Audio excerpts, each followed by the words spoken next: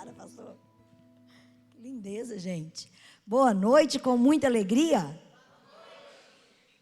Eu que me sinto muito honrada, né, de estar aqui. Obrigada aí de coração ao pastor Anderson, pastora Alessandra, pastor Paulo, pastora Pati, pastor David, pastora Graciele. Que equipe, né? Que turma top que Deus trouxe para esse carisma. Olha que lindeza. Tudo ótimo, e com você? Amados, gostaria de convidar todos para ficarem de pé, em reverência à leitura da palavra de Deus.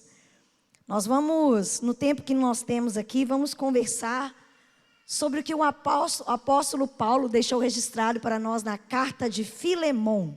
Abra comigo aí a sua Bíblia, na carta a Filemon. Essa carta que é tão curtinha e que às vezes ela passa tão batido aí nas nossas leituras bíblicas. Talvez nós desprezamos o valor dessa carta porque nós olhamos para ela e falamos: ah, é tão pequenininha, deixa eu ler outra coisa. E eu creio que o Espírito Santo, como em toda a sua palavra, ele tem muito a nos revelar nessa carta, nessa noite. Então vamos lá, eu vou ler na versão da NVI. Nós vamos ler a carta inteira, né? São poucos versículos. Então vamos lá. Filemon, versículo 1 dessa carta, que é um único capítulo. Paulo, prisioneiro de Cristo Jesus, e o irmão Timóteo, a você, Filemon, nosso amado cooperador, a irmã Áfia, a Arquipo, nosso companheiro de lutas, e a igreja que se reúne com vocês em sua casa.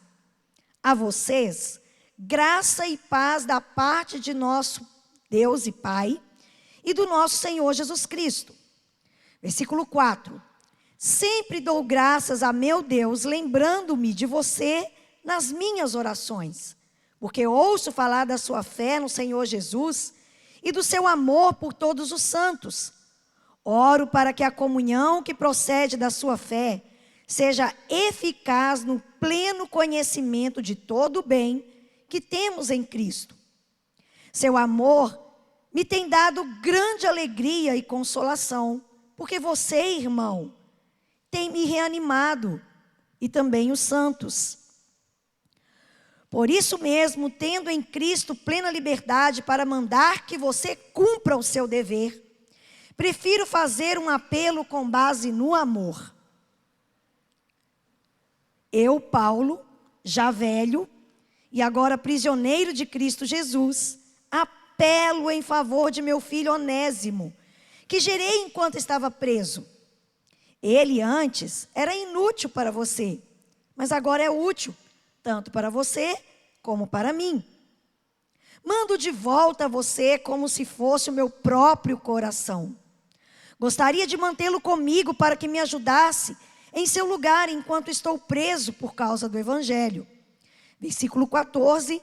Mas não quis fazer nada sem sua permissão, para que qualquer favor que você fizer seja espontâneo e não forçado. Talvez ele tenha sido separado de você por algum tempo, para que você o tivesse de volta para sempre. Não mais como escravo, mas muito além de escravo, como irmão amado. Para mim, ele é um irmão muito amado, e ainda mais para você, tanto como pessoa, quanto cristão. Assim, se você me considera companheiro na fé, receba-o como se estivesse recebendo a mim. Se ele o prejudicou em algo, ou deve alguma coisa a você, ponha na minha conta. Eu, Paulo, escrevo de próprio punho. Eu pagarei, para não dizer que você não me deve a sua própria vida. Sim, irmão, eu gostaria de receber de você algum benefício por estarmos no Senhor. Reanime meu coração em Cristo. Escrevo certo de que você me obedecerá, sabendo que fará ainda mais do que lhe peço. Além disso, prepara-me um aposento, porque graças às suas orações, espero poder ser restituído a vocês. Epáfras, meu companheiro de prisão por causa de Cristo, envia saudações. Assim, também Marcos, Aristarcos, Demas e Lucas, meus cooperadores. A graça do Senhor Jesus Cristo seja com o espírito de todos vocês. Senhor, essa é a tua palavra régia, a tua palavra santa, que guia os nossos afetos e as nossas decisões.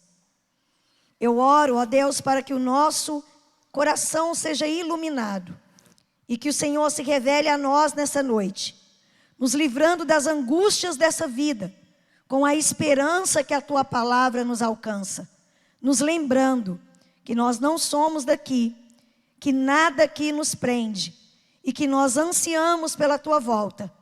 Que a tua palavra, ó Deus, seja um refrigério para os nossos corações em dias tão aflitos e que em tudo o Senhor seja glorificado em nome de Jesus.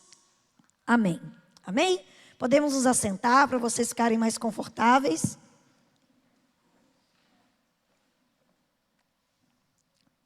Nessa breve exposição aqui, bem curtinha mesmo, que eu vou conversar com vocês nessa noite, eu me apoiei em pelo menos 4 literaturas, um comentário bíblico do Bacon sobre a carta de Filemon.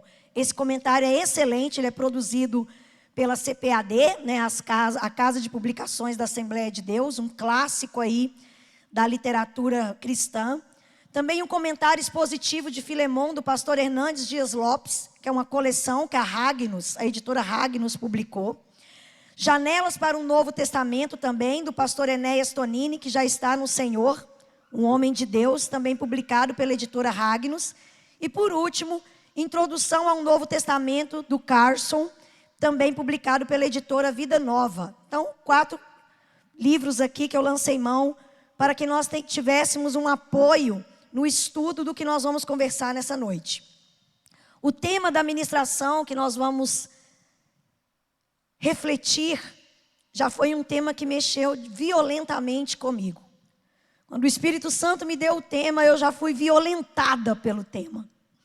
Rigorosamente iguais aos olhos de Deus. A carta de Filemon vai lembrar a cada um de nós que nós somos rigorosamente iguais aos olhos de Deus. Quando Cristo nos ensina o Pai Nosso, lá no capítulo 6 de Mateus, e quando ele fala que aquele modelo de oração guiaria as nossas orações, o fato dele dizer Pai Nosso é suficiente para nos lembrar que só há um Pai e que todo o resto são irmãos.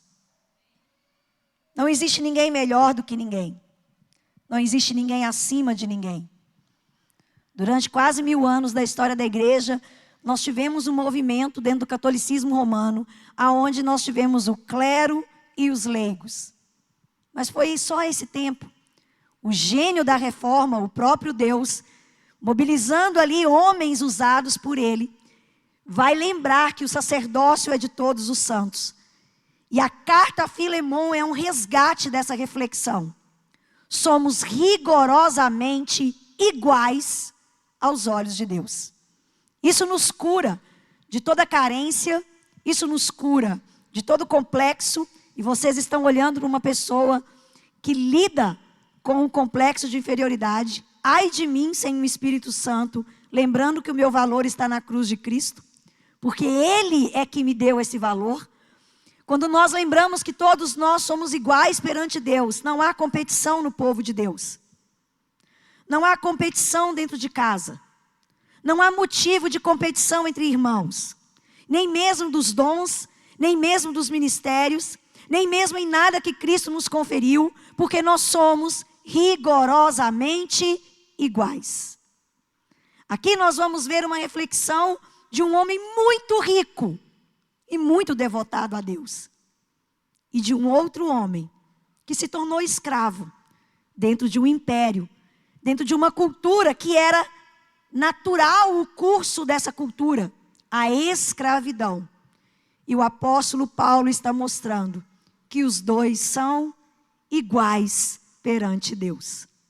Somente o cristianismo pode fazer isso. Somente o cristianismo, em todas as culturas, em todas as épocas, coloca mulheres, crianças, pobres, ricos, gentios, judeus, bárbaros, romanos, todos rigorosamente iguais. Isso conforta tanto o meu coração, e eu oro para que também conforte o seu coração. Que se em algum momento... Otávio, estou te vendo. Te procurei aqui ontem. Conforta os nossos corações quando nós olhamos e percebemos o quão o pecado nos violenta nos nossos complexos. Quantas vezes você se sentiu pior do que alguém? Quantas vezes você não tem capacidade em si mesmo para fazer algo? Quantas vezes você se sente deslocado em algum ambiente? Você fala, eu não estou vestido adequadamente para esse ambiente. Ou eu não sei falar adequadamente nesse lugar. Ou eu não sei comer essa comida. Ou eu não me sinto bem no meio dessas pessoas. Que o Espírito Santo te cure através da palavra dele, te lembrando. Somos rigorosamente iguais. A carta de Filemão é um bilhete, na verdade. Ela é tão curtinha, regada de profunda emoção. Eu te confesso que eu tenho que me segurar para não chorar enquanto eu leio essa carta. Essa carta ela é encharcada de amor e de sentimento pastoral da parte do nosso irmão que está preso e mesmo de longe pastoreia a igreja de uma forma divina. Divina. Uma carta diferente, única, que não menciona nenhuma questão de interesse público, ao contrário de outras cartas dirigidas à igreja, ou as próprias 2 cartas pastorais. A carta que Paulo dirige a Timóteo, a carta que Paulo dirige a Tito, ela vai conferir assuntos coletivos, mas essa carta ela tem um valor pessoal, individual. Ela tem um pedido do coração de Deus, nas letras do apóstolo, a uma pessoa, a um ser, que está sendo ali chamado pelo apóstolo Paulo, para cumprir o seu dever como cristão. Ela é pequena no tamanho, mas imensa no seu conteúdo. Essa é a mais breve entre as cartas que formam a coletânea paulina. Paulo escreve 13 cartas no Novo Testamento. E essa é a menor. No grego, ela confere apenas 335 palavras. É quase um Twitter. Quase que Paulo está mandando um Twitter para Filemão. No entanto, ela vai abordar temas profundos, como perdão, como obediência, como submissão a uma autoridade eclesiástica. Paulo chega a falar com Filemão, não esquece que você me deve a sua vida. São poucos momentos que Paulo tem que dar carteirada, e aqui ele dá. Eu estou te pedindo, Filemão, em amor, mas eu queria te lembrar que você só tem vida porque eu apresentei o evangelho a você. Um teólogo americano do século XIX, Albert Barnes, ele vai dizer, essa carta é uma brilhante e bela gema de todos os tesouros dos livros inspirados. E eu concordo com ele. Paulo está se apresentando como mediador entre Onésimo e Filemão, para quitar o débito de Onésimo, um fato que lança luz na nossa dívida impagável, que também foi colocada na conta de Cristo. Porque o perdão, gente, não quer dizer que quando você perdoa, aquela pessoa vai ficar impune do que ela precisa pagar. Porque eu e você resistimos perdoar por isso. O que nós pensamos? Espera aí, essa pessoa me deu esse prejuízo. E eu vou precisar perdoá-la? Eu não vou ficar nesse prejuízo. Mas nós esquecemos que o perdão é elevar a dívida para quem realmente pode receber uma dívida, que é o próprio Deus. E Cristo fez isso conosco. Se eu tiver o privilégio de visitar a sua casa, e lá na sua casa você é uma pessoa muito próspera e você tem uma xícara que custa $1 milhão. É uma xícara caríssima, com ouro, com pedras preciosas. E você quer me dar o privilégio de beber algo nessa xícara. Quando eu bebo nessa xícara, desastrosamente eu deixo essa xícara cair no chão. E ela se quebra. $1 milhão em pedaços. E eu, claro, não tenho condições de te pagar essa xícara. Você tem 2 oportunidades aqui. Você pode falar comigo, se vira. Se vira. Você vai me pagar essa xícara. Porque eu não vou ficar com esse prejuízo. Ou você pode dizer, Flávia, fica tranquila. Eu te perdoo da dívida dessa xícara quebrada. Eu vou me sentir muito honrada, grata, eternamente, claro. E vou falar com você, muito obrigada pelo seu perdão. Eu fui perdoada da dívida, mas você me perdoou, mas arcou com prejuízo, concorda? Nós fomos perdoados dos nossos pecados, mas Cristo arcou com toda a consequência da dívida do pecado. Ele seria um Deus injusto se ele não cobrasse de alguma forma o prejuízo do pecado. Ele arcou com o próprio prejuízo para si mesmo, para que a cédula da dívida que eu e você tínhamos com ele fosse rasgada. Essa carta também ela vai ser conhecida como uma epístola da cortesia. Ela não contém nenhuma instrução referente a doutrinas, a questões eclesiásticas, mas ela nos oferece um funcionamento prático da doutrina cristã na vida comum, na relação do cristianismo com os problemas normais do dia a dia que enfrentamos. Gente, Filemão está sendo abordado de um problema doméstico. Uma dificuldade doméstica. Problemas que você aí fica com a cabeça quente. Ele também tinha. E Paulo está falando para ele, irmão, resolva aí esse problema, por favor, por amor a mim.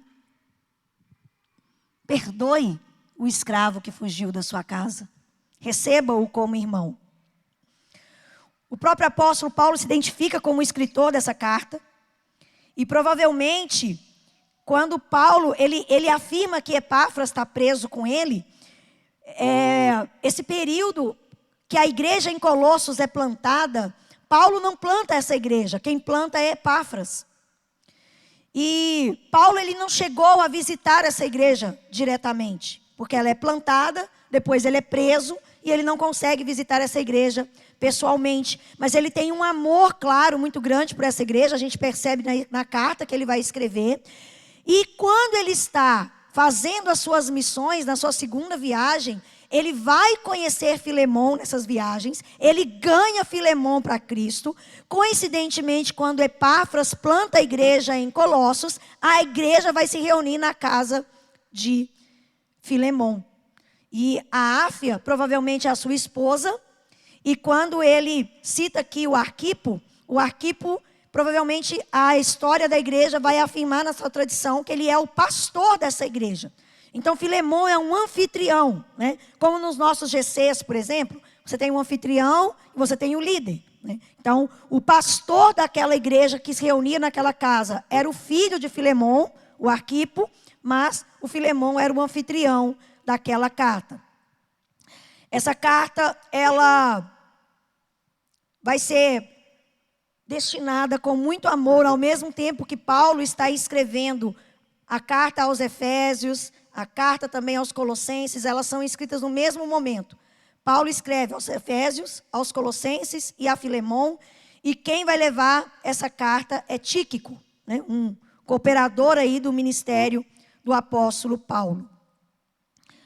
A realidade da escravidão dentro do Império Romano, eu queria abordar isso aqui rapidamente com vocês.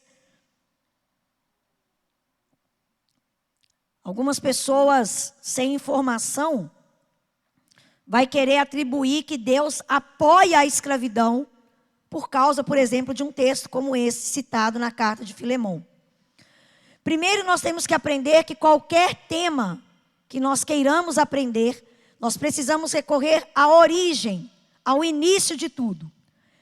E Gênesis, do capítulo 1 ao capítulo 11, é a base de tudo o que precisamos saber. Qualquer dúvida que você tiver, pode ir em Gênesis, do capítulo 1 ao capítulo 11, que você encontra todas as suas respostas.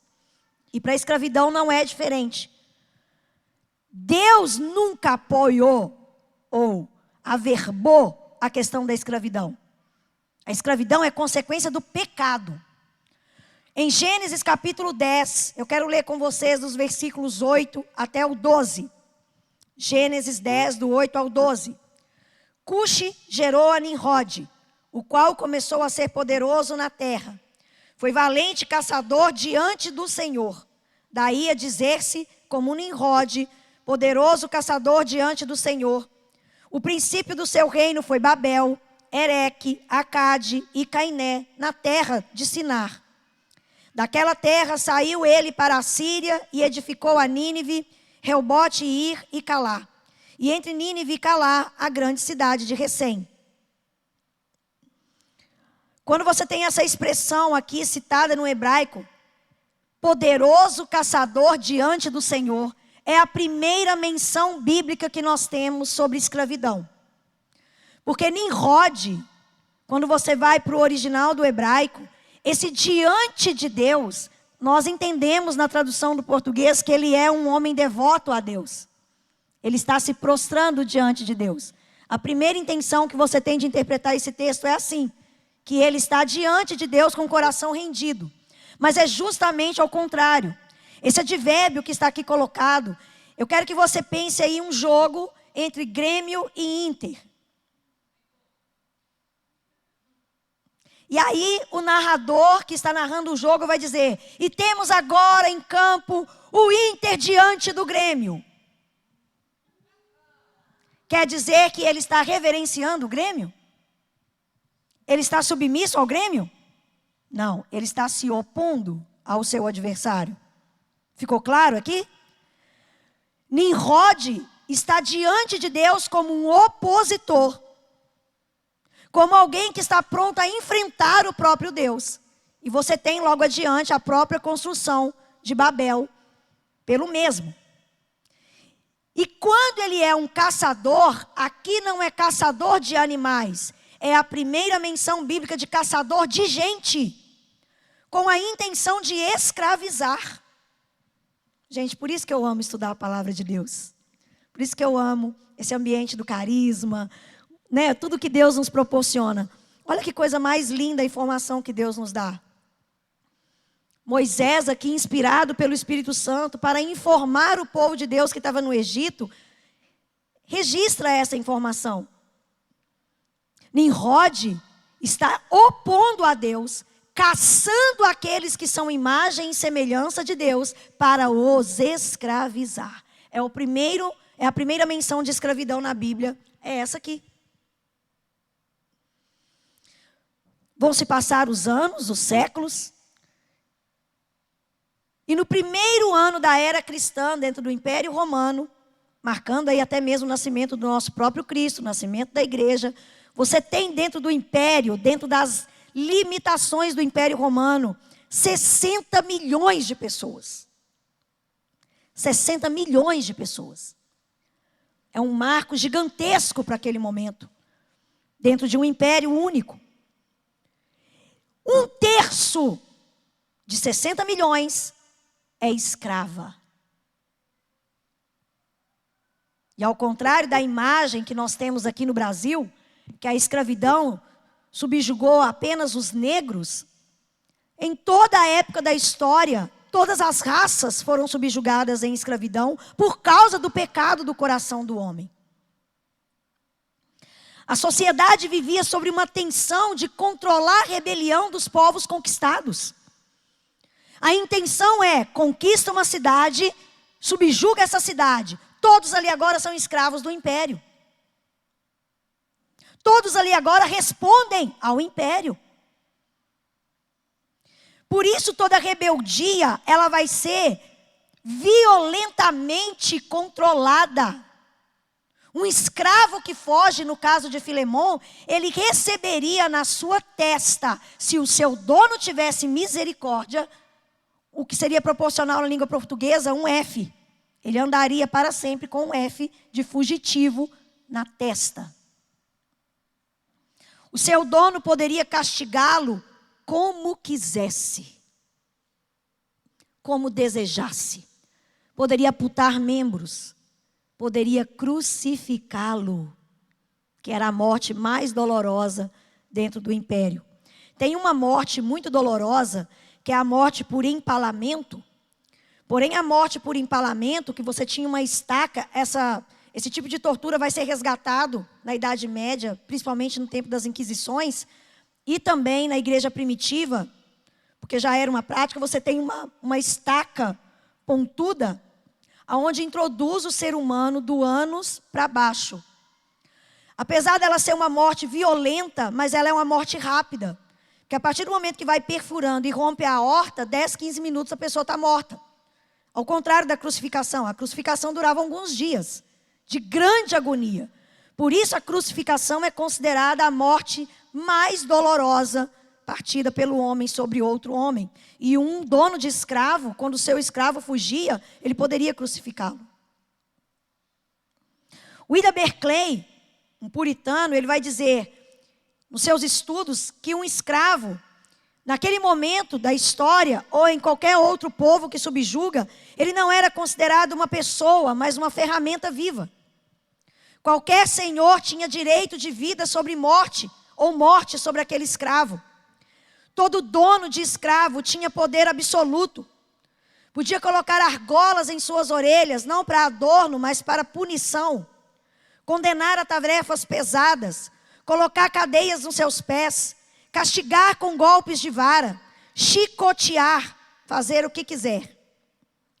Um escravo não tinha direitos, não tinha liberdade de escolha de nada, era apenas um instrumento de trabalho. Um escravo, como que ele se dava dentro dessas culturas? Por nascimento de uma escrava. Então, o filho de uma escrava já nascia escravo. Por punição de um crime. Então, a pessoa é uma pessoa livre, mas ela comete um crime. O castigo dela é ela se tornar um escravo. Ele, por ser desterrado, vinha de outras terras, chegava na cidade, era subjugado como escravo. Quando era conquistado em guerra, quando ele poderia vender os seus filhos para pagar a dívida, ou a sua esposa. Então, eram nesses termos que uma pessoa se tornava escrava. Nós tínhamos escravos com privilégios. Também pessoas que eram bons escravos, com bons senhores, tinham uma relação muito próxima da família. Os professores da época eram escravos, aqueles que instruíam a família, as damas de companhia. Então, você tinha também ambientes de privilégio entre esses escravos.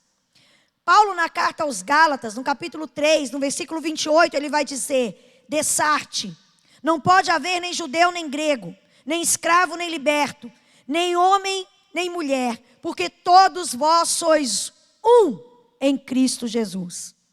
Quando Paulo faz uma citação como essa, quando Paulo trabalha uma carta de Filemon, em nenhum lugar você tem Deus aplaudindo a escravidão. Você tem um texto narrativo. Ele está contando uma narração, algo que está acontecendo. Colossenses capítulo 3, versículo 11, como eu falei com vocês, essa carta que foi escrita provavelmente juntamente com a carta de Filemon, no qual não pode haver nem grego, nem judeu, nem circunciso, nem incircunciso, nem bárbaro, nem cita, nem escravo, nem livre, porém Cristo é tudo em todos. Então você tem uma realidade na cultura, não tem como você viver fora dessa realidade. Hoje, se você for um escritor, você vai ter que mencionar redes sociais, internet, globalização. Não tem como você não citar essas coisas. Paulo, ele cita a questão comum da sua cultura. mas foi o pecado que condicionou os homens à escravidão. E que, na verdade, gente, é uma reflexão do que é espiritual. Porque todos nós somos escravos do pecado, até que Cristo nos liberte. Até que Ele pague a nossa dívida. Até que Ele nos redima da nossa condição de miséria e de subjugação. Também na carta aos Efésios, capítulo 6, versículos 5 e 6. Quanto a vós outros servos, esses servos aqui também é escravo. Obedecei a vosso Senhor segundo a carne com temor e tremor, na sinceridade do vosso coração, como a Cristo, não servindo à vista como para agradar a homens, mas como servos ou escravos de Cristo, fazendo de coração a vontade de Deus. Paulo aqui instrui os escravos que se convertem à fé cristã a não agirem com dureza de coração, com amargura, por causa da subjugação da condição social. O cristianismo, ele vem curar os nossos corações de toda subjugação. Porque o evangelho nos colocou na mesma condição. Somos rigorosamente iguais diante de Deus. John Nelson vai fazer um comentário precioso. E ele vai dizer, Paulo não ataca a escravidão diretamente. Ele não aconselha os cristãos a fazerem uma rebelião, a fazer um desafio à lei, às ordens prevalecentes dentro do império. Ao contrário, ele ensina a obediência ao governo que é imposto. O que o apóstolo Paulo está fazendo é elevando o assunto a um nível espiritual. Gente, as questões humanas só nos desgastam.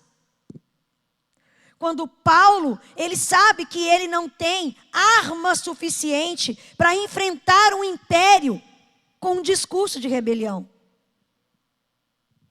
Mas ele sabe o poder do evangelho. E o poder do evangelho vai dizer, se nesse mundo você é pobre, preocupa não, querido. Perante Deus você é rico como todo mundo. Lá na eternidade, todos nós teremos a mesma igualdade. Que nós já possamos começar a viver isso aqui.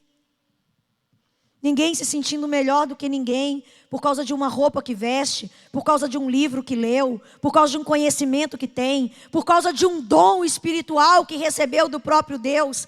Que nós nos lembremos, somos rigorosamente iguais diante do nosso Deus. Paulo está trazendo uma solução por redenção e não por rebelião. A redenção que está alcançando tudo. O amor de Deus transforma as nossas vidas, restaura os nossos relacionamentos. Paulo tem a oportunidade de, na prisão, encontrar um escravo fugitivo que foi pego. E ele começa a evangelizar esse escravo. E ele fala para esse escravo, eu vou te devolver para o seu dono. Eu conheço ele, é meu irmão em Cristo. Agora também é seu irmão em Cristo. Pensa a cabeça de Filemon. De Onésimo. Porque se ele está cobrando uma obediência de Filemon em aceitar Onésimo, com certeza ele teve que convencer Onésimo a confiar no amor de Deus quando o seu patrão o recebesse. Percebe as relações sendo restauradas? E não são as relações que tiram a nossa paz, gente? Quantas vezes você vem para um culto com o coração tumultuado porque você está com pendências de relacionamento e nós desprezamos o poder do evangelho para restaurar as nossas relações humanas, sejam elas de qual grau de dificuldade for. Aqui você tem um dono de escravo com todos os seus direitos, você tem um fugitivo com todas as suas culpas e o evangelho restaurando essa relação. Aleluia! Eu fico impactada com o poder do evangelho.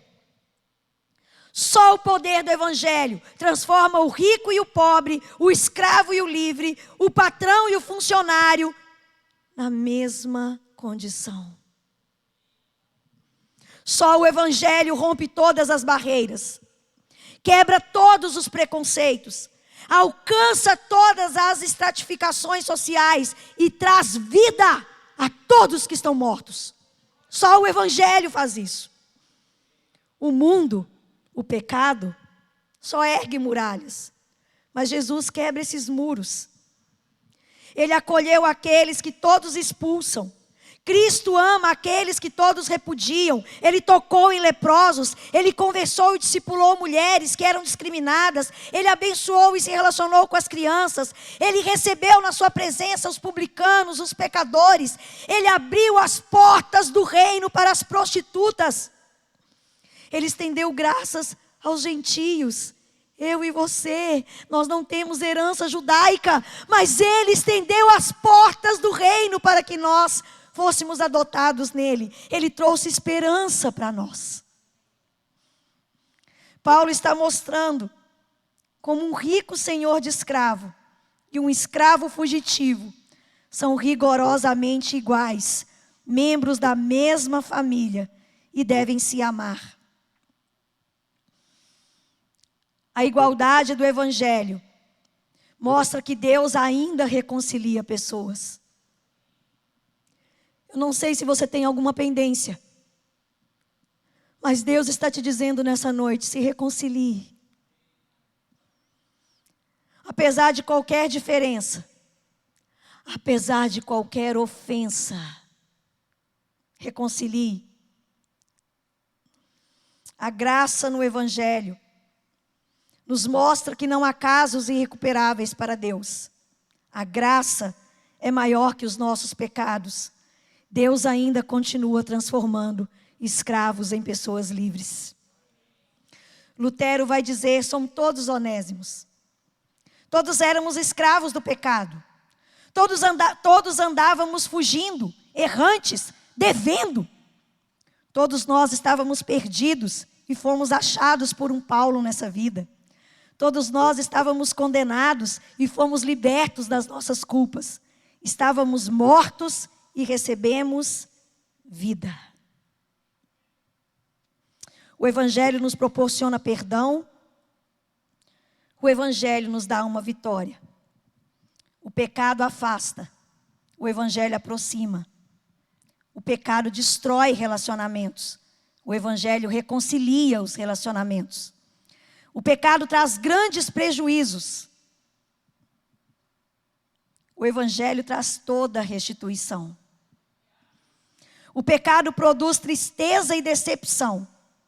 O Evangelho promove alegria e contentamento.